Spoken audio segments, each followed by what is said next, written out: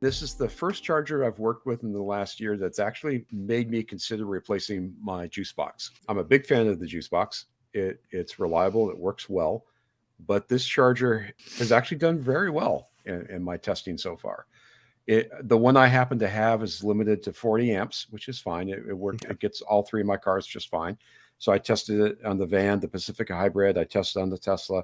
I tested on the BMW i3. I've got a few other cars that are going to be coming by in the next week, that friend zone that I'll be running it through. It was easy to set up. It literally, from the time I unboxed it to the time I had it up and running, was about 5 minutes. Now this is the pigtail version with the 1450 plug on. Okay. This so is not a direct connection. This is not a hardwired unit, although you can get that. That is an option. And there it is. It's got the remote plug port, so you can actually have the plug somewhere else other than the charger. They call the holster. Works great. As you can see, it's got the long cord. That's a 25-foot long cord, which is awesome for those of us that park in a driveway and support multiple cars. But that also leads to the problem of this particular unit. The cord is very stiff. It doesn't like to unwind, as you see here. It was 50 degrees outside, and that was the best I could do out of the box. Even today, when it was 70 degrees out and the cord sat in the sun, it didn't want to unwind very well. So that's one fault. The other fault is on the plug. You've got the lock on the top, right there. That lock is plastic, even though it's got a metal pin for the pivot point. The plug itself is plastic, and if that breaks, and it could break if you were to drop it on the driveway, it's useless. Because without the lock, it won't enable. It won't. The cars won't let it charge. So that's a second weak link. But the software is great. The software is very easy to use on my iPhone. It's got a wealth of information as far as how much you're charging, what the rate is. You can schedule much easier than you can in the Tesla or any other car I've worked with. The very interesting point of this is it'll let you, share. It lets you share your charger. And it's not share it between cars in your driveway. It's literally, you can set this up to share to your neighbors where they can come by and plug in for free, or you can have a charge. You can say, hey, you need to have a PIN code. You got to pay a little bit of money. You have to have an RFI card.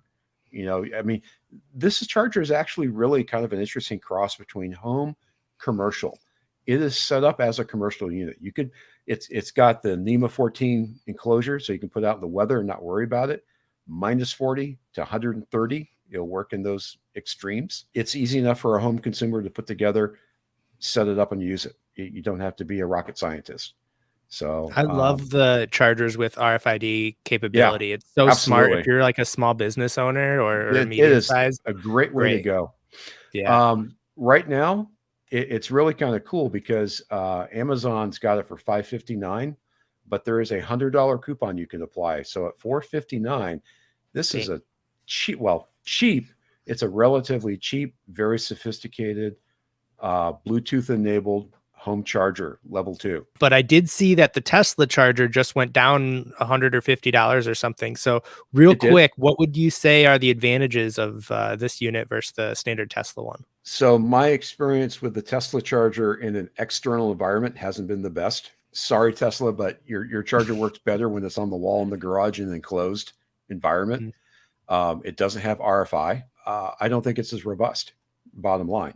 Okay. You pick and choose. This is really intended for someone that's going to have their charger sitting outside 24 hours a day, 7 days a week in some really nasty environments. Minus 40, not my thing, but I'm glad they built it to withstand that.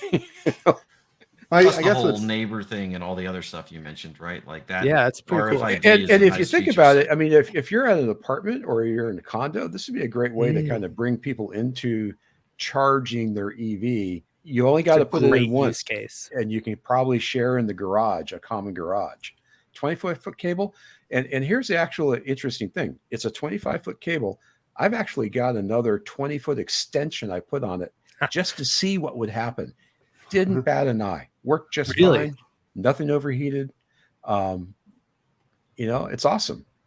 So the Tesla charger, and I shouldn't call it a charger. Not a EVSE, charger. I It's guess a is the wall box or terminology. whatever they call it. That's pretty bare bones, right? Because all is. the smarts on the Tesla is in terms of charging and everything is on the car, and your car app lets you adjust your. They used to say you could power share between multiple chargers. I don't know if that's still true with the J-plug version.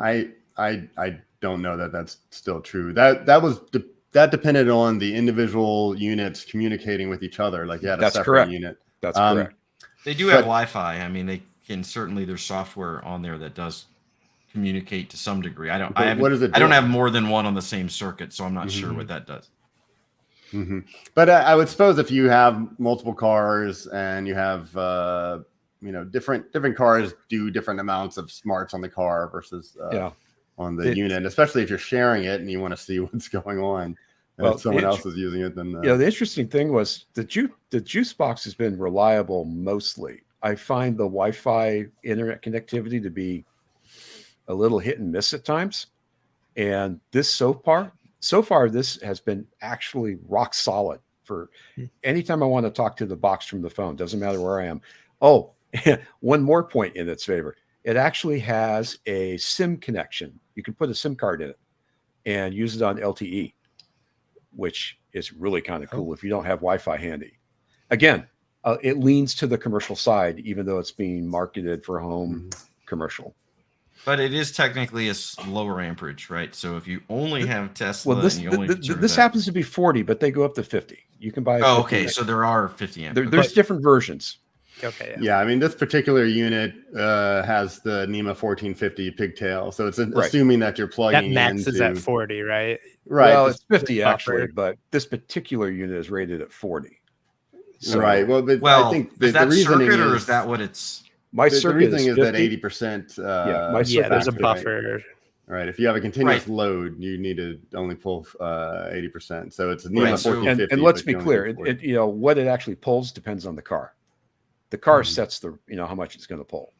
Sure. I guess my point is though, so like my Tesla wall charger is on a 60 amp circuit, so it will pull 48 to at constant, so that it's 80%. This one would limit you to 40.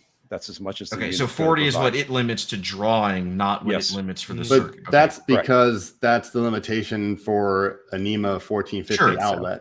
Right. So that's why it's doing that. I have a unit also that will do whatever. I guess if you put it on a 60 amp circuit, then you can pull 80% of that, and that's just the code. So NA has got a comment here. I have four, and I have 3 on power sharing. Even though I have all on separate circuit breakers, I just do not want my main panel to trip. Still, using sharing option works great.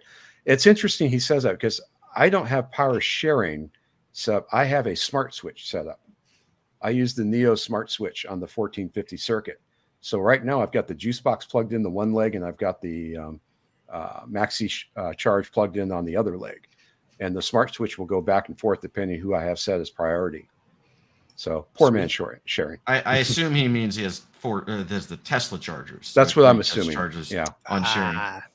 Yeah, it makes sense. I mean, most residences, right? Like you're only gonna have 200 amps on your house. So even though they're separate circuits, you can't have 3 cars charging at 60 amps plus. My house is built in 94, or I think it's 94, maybe 92. Okay, modern houses are 200 amp. Old people houses, no, I'm just teasing Mike. Older homes are 100 amps. And I should add, this particular charger was provided to TMC to test, so there will be a formal review that will be posted on the site in the next week or two. I have to write it all up and get my pictures all put together. So this is like a preview of the review.